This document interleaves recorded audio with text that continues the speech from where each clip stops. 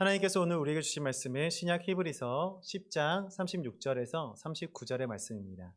히브리서 10장 36절에서 39절의 말씀을 이제 봉독합니다. 하나님의 말씀을 경청하십시오.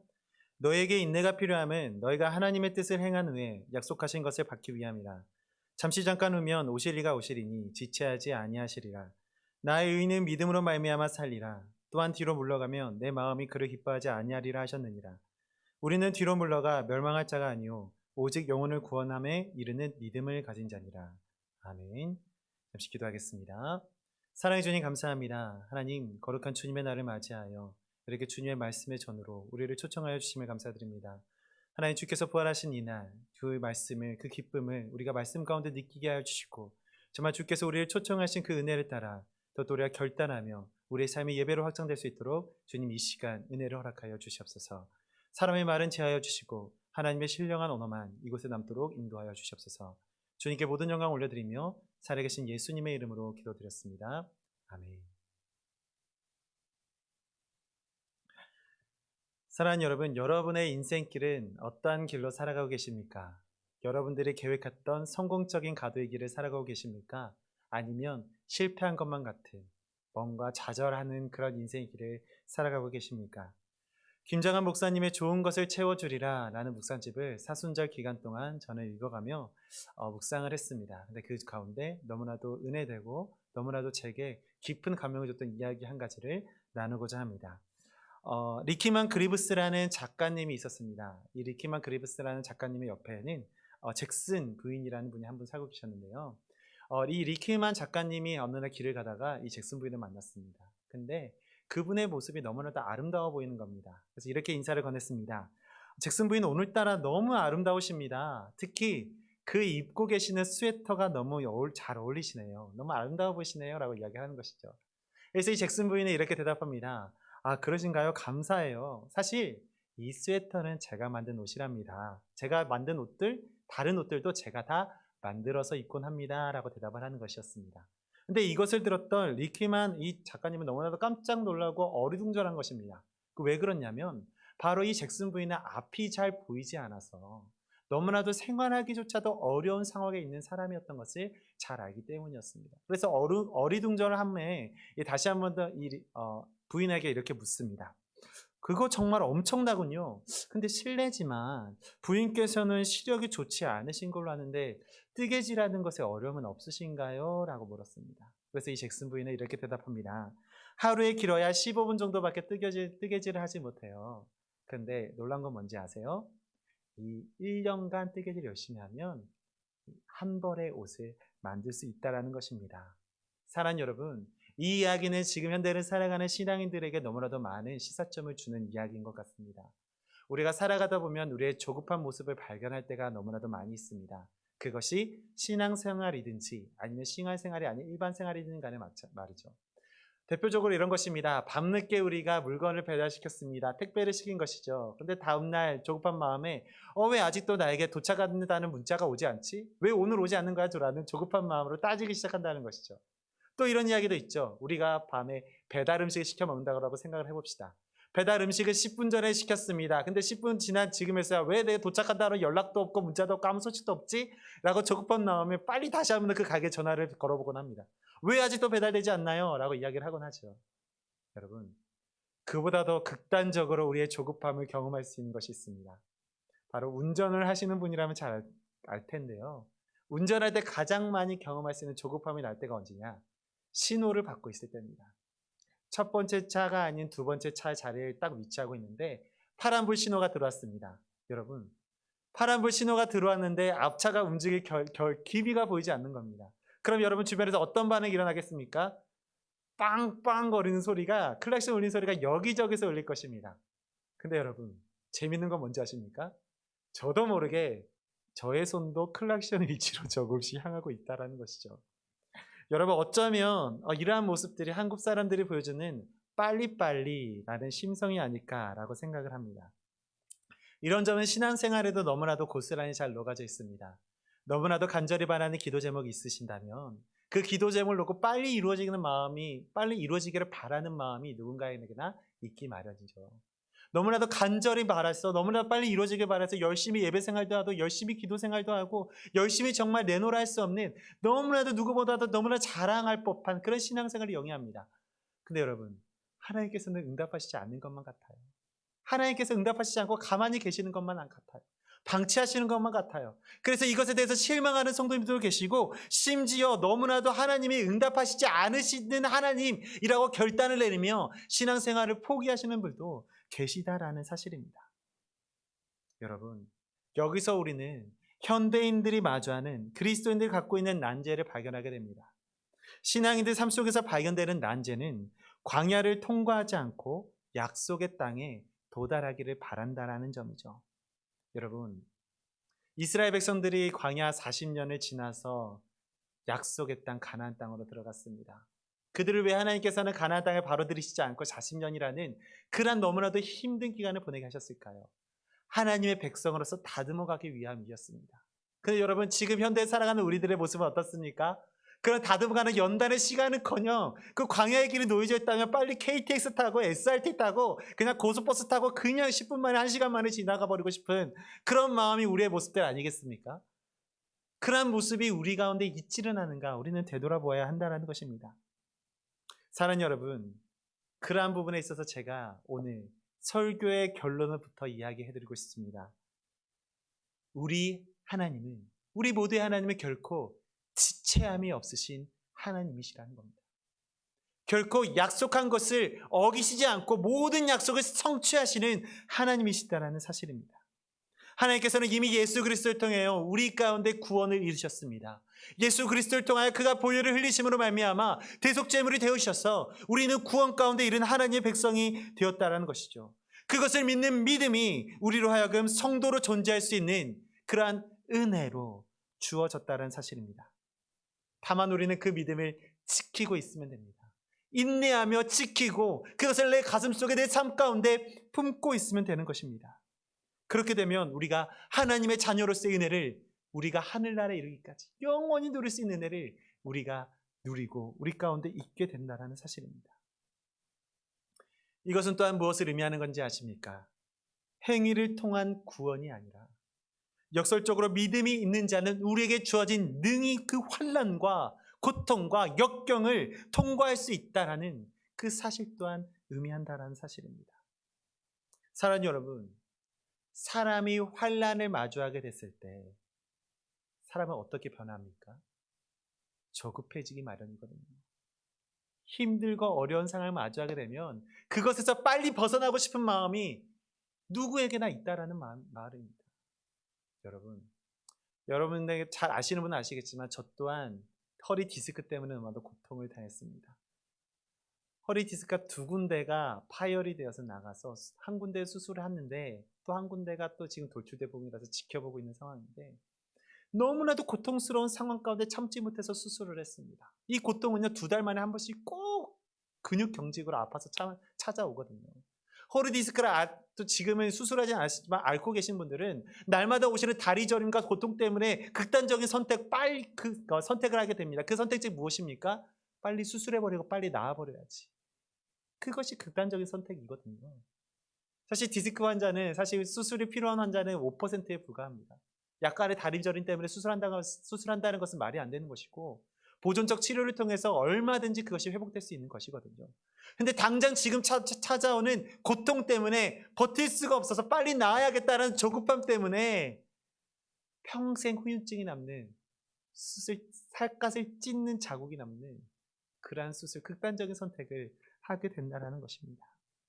여러분, 이처럼 우리가 환난과 고난에 우리가 마주하게 되면 우리의 삶은, 우리의 신앙은 쉽게 무너지기 쉬운 상태로 그 성질이 변화하게 된다는 것이죠. 여러분, 흥미로운 것은 무엇인지 아십니까? 우리가 신앙적인 문제를 마주하게 됐을 때, 또 그 문제를 발견하게 됐을 때 내가 그 문제를 모르게 되는 것이 아니라 그 문제를 제대로 인식하게 된다는 겁니다. 너무나 구체적으로 스스로 느끼게 되고 발견하게 된다는 것입니다. 한마디로 자신의 신앙의 위기라는 사실을 누구보다도 주변에 있는 누구가 아니라 내 자신 먼저가 잘 알게 된다는 사실이죠. 하나님께서는 우리의 죄와 허물을 스스로 깨달을 수 있도록 우리를 지으셨습니다.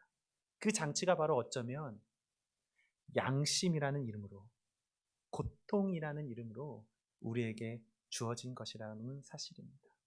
여러분, 아담과 하와를 생각해 보십시오. 하나님 앞에 죄를 지었습니다. 그들이 지은 죄가 하나님 앞에 죄인 줄을 명확히 알았습니다. 그래서 그들은 하나님 앞에서 숨었고 자신이 드러난 그런 허물을 감추기 위해서 무화과 나무 잎을 엮어서 자신의 몸을 가리고 허물들을 가리기에 바빴습니다. 왜 그들이 하나님 앞에서 숨었습니까? 왜 그들의 허물을 가리기에 바빴습니까? 그들이 행했던 행위들이 하나님 앞에서 죄악이었던 것임을 그들이 명확히 알았기 때문입니다. 죄 앞에서 스스로 부끄러워하여 하나님 앞에 떳떳하게 설 수 없게 되는 것, 사실 이것을 우리는 죄의 본성이라고 이야기할 수 있을 것입니다. 사랑하는 여러분, 왜 하나님께서는 우리에게 이와 같은 죄에 대해서 민감하게 만들어 주셨을까요? 왜 우리에게 이런 민감한 본성을 허락하여 주셨을까요? 그것은 바로 주께서 우리에게 원하시는 것이 무엇인가 더 민감하게 알도록 그런 장치를 우리에게 허락하여 주신 것이기 때문입니다.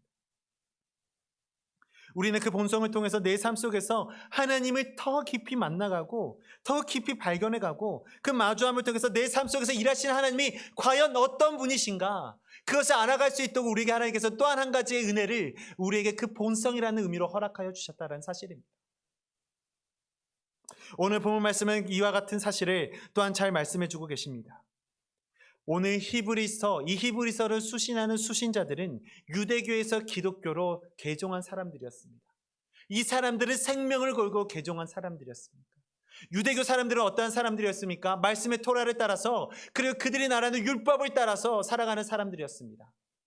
예수 그리스도라는 사람들, 그 사람들이 어떤 사람들이었습니까? 신흥 종교의 어떤 면에서 종교의 선두자였잖아요. 이단자였잖아요. 그 사람을 따라간다, 그 사람을 믿는다라는 것은 곧 돌로 죽여야 한다, 곧 신성 모독자들을 죽여야 한다라는 것이었거든요. 근데 그 사람을 믿는 사람은 그리스도교를 개종을 한다?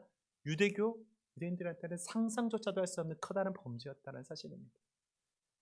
근데 그 사람들은 개종했다라고 이야기하는 것이거든요. 사랑하는 여러분, 여기서 나오는 개종했던 이 사람들은 자신의 생명을 내어놓았다라는 것을 의미함과 동시에 그들은 그리스도인이 되던 최초의 시기에 모든 곤란과 어려움을 잘 이겨낸 사람들이었다라고 오늘 히브리서 말씀에서는 기록하고 있는 것입니다. 히브리서 10장 32절에서는 이렇게 기록하고 있습니다. 전날에 너희가 빛을 받은 후에 고난의 큰 싸움을 견뎌낸 것을 생각하라. 히브리서 저자는 이 지난 날들, 너희가 개종하여서 받았던 박해와 환난과 고난과 그 모든 것들이 이겨냈던 것들을 다시 한번 기억해서 그것으로 다시금 이겨낼 수 있다라고 그들을 격려하고 있는 것입니다. 너희들이 예수님을 구주로 영접했을 때 받았던 환난들이 있지 않니? 그 고난들을 참고 인내하며 싸워왔지 않니? 하나님께서 그 모습을 보면서 분명히 기뻐하셨을 거야. 그것을 극복한 경험이 있는 너희들은 어떤 환난과 역경 속에서 다시 이겨낼 수 있어. 인내할 수 있어. 싸워낼 수 있어. 그러니까 힘을 내 라고 격려하고 있는 것이죠. 여러분, 고난을 받았고 그 고난을 주님의 은혜로 견디는 사람들은 앞으로 닥칠 고난도 마땅히 이겨낼 수 있을 것이라고 이 저자는 격려하고 있는 것입니다. 마치 지난주 예수 그리스도께서 친히 고난받으시고 죽으셨고 오늘 새벽 부활하심으로 모든 죽은 자와 산 자의 소망이 되어주셨던 것처럼 말입니다.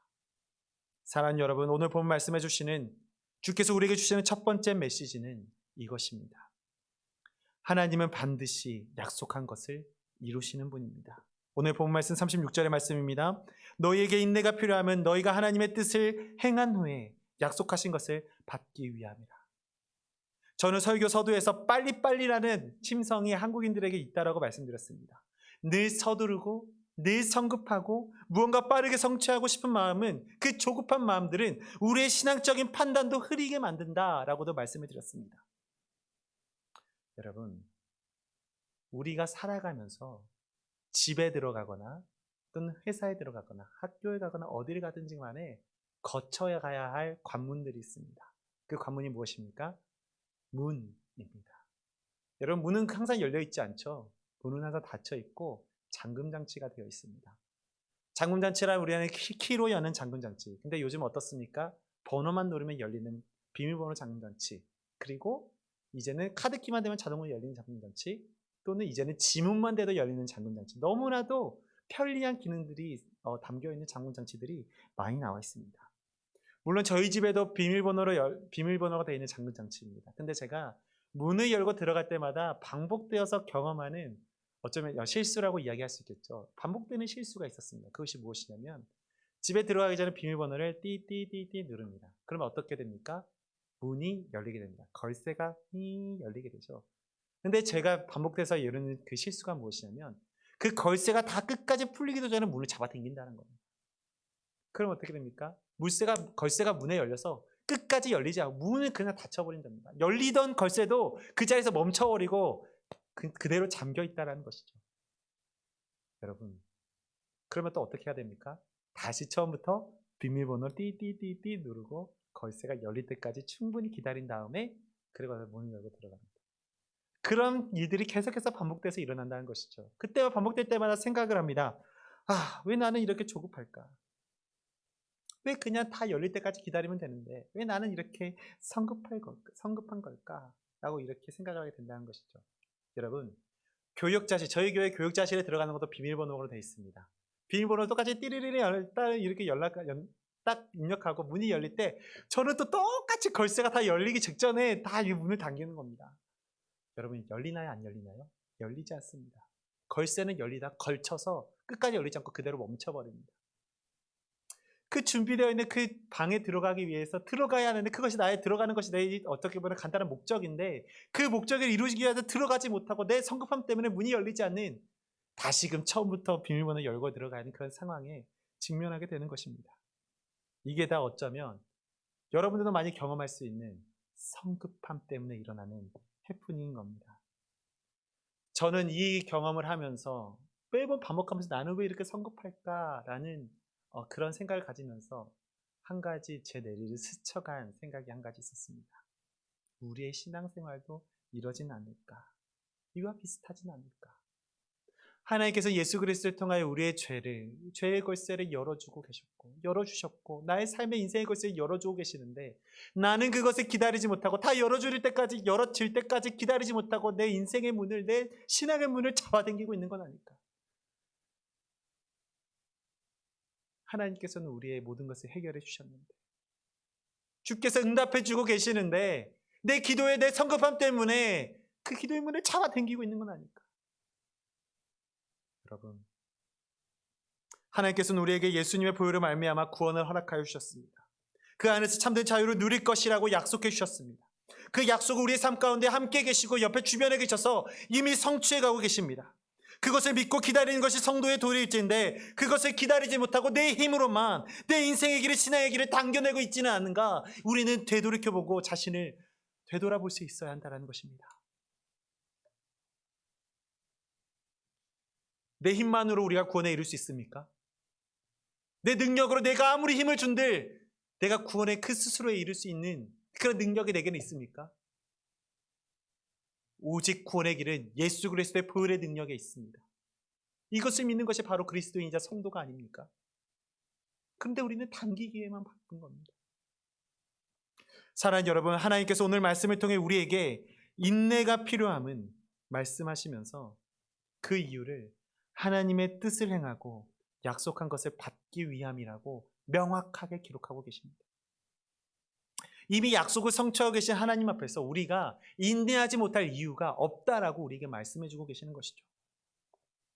오늘 하나님께서 본문 말씀을 통하여 주시는 두 번째 메시지는 이것입니다. 하나님께서 일하실 때에는 조금의 지체함도 없이 일하십니다. 오늘 본문 말씀 37절의 말씀입니다. 잠깐 후면 오실 이가 오시리니 지체하지 아니하시리라. 사실 이 말씀만 본다면 가장 먼저 느껴지는 것은 이것입니다. 속히 예수님께서 오셔서 고난을 당하는 성도들을 그 위기에서 구원해내시고 위로와 안식을 그에게 허락해 주실 것이다 라는 그런 생각이 가장 먼저 들 것입니다. 우리는 이 사실을 좀만 탐구해보면 과거에서부터 지금까지 이루어졌던 역사적 사실에서 재미있는 부분을 우리가 발견해 볼 수 있습니다. 이 말씀을 이미 많은 사람들, 우리의 믿음의 선조들이 많이 묵상을 했을 것입니다. 그리고 많은 이들이 이것을 연구했을 것입니다. 그래서 많은 사람들은 이제 곧 오실 예수님, 이제 곧 우리 가운데 지체함 없이 오실 예수님, 지체하지 않으시고 오실 예수님을 우리가 기다려야 하지 않겠어 하면서 생업을 포기하고 당장 계시록에 기록된 말씀처럼 산으로 들어갑니다. 그 여러분 어떻습니까? 그들이 살아가는 동안 예수 그리스도는 오시지 않았습니다. 그 세대 가운데 오시지 않았습니다. 그들이 생각하는 어떤 생각을 가지겠습니까? 예수님께서는 말씀처럼 오시지 않았네? 실망을 하겠죠. 비난을 하겠죠. 원망을 하겠죠. 왜 안 오십니까? 사랑하는 여러분, 그들은 임박한 재림이라는 이름으로 열광했습니다. 곧 오실 것이다. 속히 오실 것이다. 지체하지 않으실 것이다. 그런데도 예수님은 그들이 원하는 대로 그들이 살아가는 세대 동안 오시지 않자 낙심하고 배교하고 실망하고 주님을 원망하고 주님을 떠나는 일도 비일비재했다라는 것입니다. 어쩌면 이 모습들은 지금 현대를 살아가는 우리들의 모습들과 크게 다를 바 없지 않을까라고 생각을 해봅니다. 그런데 한편으로는 그들의 마음도 이해되는 것도 사실입니다. 주님께서 지체하지 않으신다라고 오신다라고 하셔서 그 말씀을 믿고 그대로 살려고 했는데 왜 오시지 않으셔서 이렇게 힘들게 하실까?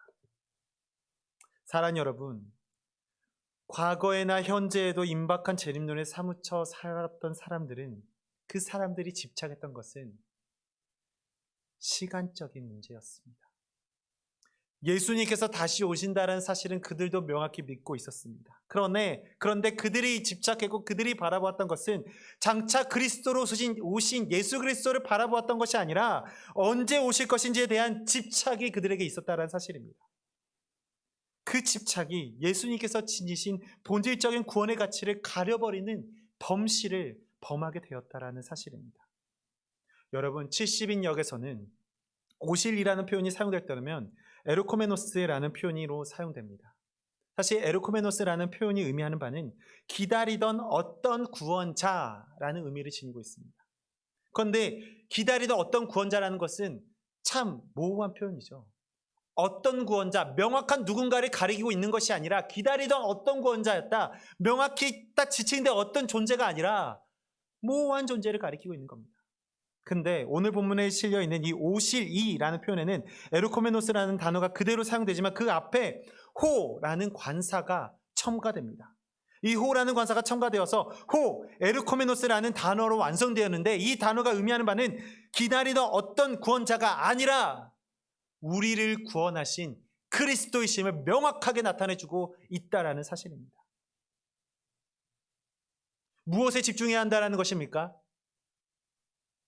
시간적인 것, 다른 것들이 아니라 우리를 통하여 우리를 위하여 오실 그리스도에게 너희는 집중해야 한다라고 이야기하는 것입니다. 우리가 주목해야 하는 것은 시간적 개념이 아니라 바로 에르코메노스, 그리스도께서 우리를 위해 다시 오실 것이라는 사실을 우리는 바라보아야 한다는 것입니다.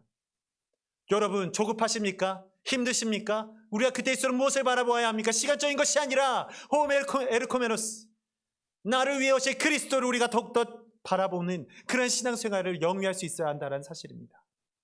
하나님 오늘 말씀을 통해 분명히 말씀하십니다. 그리스도가 오실 것인데 결코 지체하지 않으실 것이다 라고 언약의 말씀, 약속의 말씀을 우리에게 분명하게 말씀하여 주고 계시는 것입니다.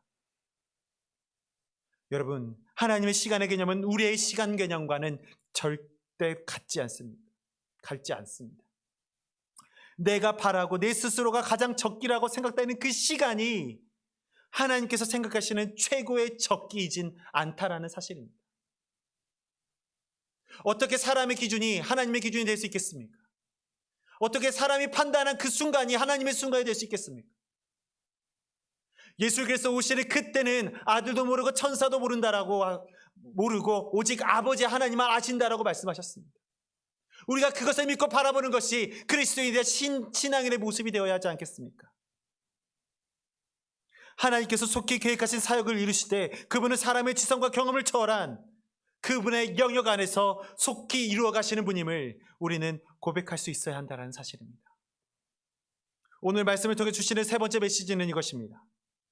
하나님께서는 믿음으로 사는 이에게 기쁨으로 구원의 은혜를 허락하십니다. 오늘의 본문 말씀 48절과 39절의 말씀입니다. 나의 의인은 믿음으로 말미암아 살리라. 또한 뒤로 물러가면 내 마음이 그를 기뻐하지 아니하리라 하셨느니라. 우리는 뒤로 물러가 멸망할 자가 아니요 오직 영혼을 구원함에 이르는 믿음을 가진 자니라. 아멘. 여기서 우리는 나의 의인이라는 표현에 집중을 해볼 필요가 있습니다. 하나님께서는 예수 그리스도를 통하여 우리의 모든 인류의 구원을 이루셨습니다.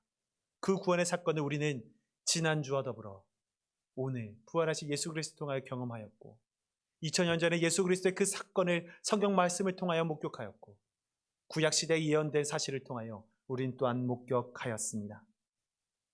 여기서 나의 의인이라는 표현은 믿음으로 의롭게 된 그리스도인들을 의미하고 있습니다. 또한 여기서 믿음이라는 표현의 전제는 무엇입니까? 예수님께서 우리 모두를 위해 죽으셨고 부활하셨다라는 그 진리의 말씀에 이 전제 조건, 믿음의 전제가 담겨 있는 것입니다. 다시 말해서 이 말씀을 정리해 본다면 어떻게 표현될 수 있습니까? 예수님의 희생과 부활을 통해 의롭게 된 그리스도인이라 부름받은 우리는 더 이상 멸망할 이들이 아니라 구원에 이르게 된 믿음을 가진 자들로 지칭되었다는 사실입니다. 예수님의 희생과 부활을 통해 의롭게 된 그리스도인으로 부름받은 우리는 더 이상 멸망할 이들이 아니라는 사실입니다. 구원에 이르게 된 믿음을 가진 자들이라고 말씀 가운데 우리 가운데 선포하여 주고 계시는 것입니다. 우리에게 다시는 멸망한 이들이 아니라고 약속하여 주고 계시는 것입니다. 사랑하는 여러분, 멸망에 대면한 사람과 구원에 이르게 된 사람의 삶을 비교해보면 어떠한 모습이겠습니까? 결단코 같은 삶이 아니라 다른 삶의 모습으로 살아가게 된다는 사실입니다. 그리고 그 전혀 다른 은혜의 삶을 살아가는 것이야말로 바로 믿음을 가진 그리스도인인 바로 우리 성도들입니다. 사랑하는 여러분, 믿음으로 살아간다는 것은 다릅니다. 예수 그리스도를 통하여 구원의 은혜를 경험한 이들의 삶은 다릅니다. 주께서 우리를 위하여 죽으셨고 주께서 우리를 위하여 부활하셨고 그를 통한 우리의 죽은 자와 산 자의 모든 소망이 되신 예수 그리스도를 경험한 성도들은 그 삶은 달라집니다. 더 이상 죄의 노예가 아니라 그 안에서 자유함을 얻어 하나님의 자녀로 거룩한 백성으로 살아갈 수 있는 그러한 자녀된 그러한 권리를 우리에게 허락하여 주신 것입니다. 그러한 우리의 삶을 통해 하나님께서는 영광을 받으시고 그를 통해 멸망당하는 삶이 아니라 영원에 이르는 그러한 구원의 삶을 누릴 수 있게 된 것입니다. 사랑하는 여러분, 하나님께서는 이와 같은 사역을 지금도 우리와 함께 우리 가운데 행하시고 계십니다. 지체하고 계신 하나님이 아니시라 우리 가운데 지금도 역사하셔서 속히 이루고 가시는 우리의 삶의 걸쇠를 열어주고 계시는 하나님의 은혜를 우리는 날마다 경험하고 있는 것입니다. 부활은 한순간으로 경험되어져 끝나는 것이 아닙니다. 우리의 삶 가운데 계속해서 부활은 이루어지고 있습니다. 우리 삶 가운데 계속해서 매일매일 우리는 부활을 경험하게 될 것입니다. 그러한 믿음이 우리 가운데 있기를 간절히 소망하는 것입니다. 그는 지체함 없이 우리 가운데 계셔서 이미 동행하고 계시고 또한 일하시고 계신다는 사실을 우리가 깊이 묵상함으로 고백함으로 나아가는 우리 모두가 되기를 간절히 소망하는 것입니다. 주께서 부활하시어 모든 산자의 소망이 되신 오늘 지체하지 않으시고 우리에게 은혜 허락하시길 원하시는 그런 주님과 동행하는 우리의 모든 삶이 되기를 간절히 소망합니다. 기도하시겠습니다. 사랑해 주님 감사합니다. 오늘도 주님의 귀한 말씀을 허락하셔서 주의 말씀 앞에 깊은 묵상으로 나아가게 하심을 감사드립니다. 주님의 부활하신 오늘 아버지 하나님께서 지체하지 아니하시고 우리에게 다시 오실 것이라는 말씀을 또한 선포하여 주심을 주님 기뻐함으로 그 말씀을 받습니다. 우리가 그 말씀을 마음에 새기고 우리가 살아가는 동안 지체하지 않으시야 하나님의 은혜 가운데 거하는 우리가 되게 하시고 날마다 주의 옷자락 붙들고 날마다 주님의 부활을 경험하며 주의 말씀 안에 거하는 귀한 삶이 될 수 있도록 그런 그리스도인 되도록 귀한 성도가 될 수 있도록 주님 인도하여 주시옵소서. 여전히 우리와 동행하여 주시고 우리의 삶 가운데 날마다 인도하여 주시고 일하시고 사역하신 하나님을 발견하게 하여 주시고 그를 통하여 우리의 삶 가운데 주님의 나라 그 은혜가 구현되고 그 뜻 가운데 거할 수 있는 귀한 성도로서의 삶을 누릴 수 있도록 주님 인도하여 주옵소서. 어제나 오늘이나 영원토록 동행하실 우리의 기쁨이 되시는 예수 그리스도의 이름으로 기도드립니다. 아멘.